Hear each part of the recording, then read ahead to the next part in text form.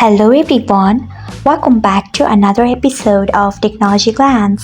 Today in this video, I'm going to guide you through how you can disable Bitblock on Brave. So let's get started.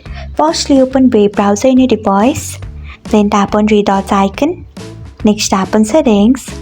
After that, tap on Brave Shields and Privacy. Then scroll until you find content filtering. Next tap on it.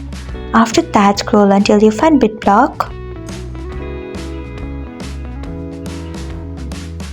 Then turn off it by tapping on it.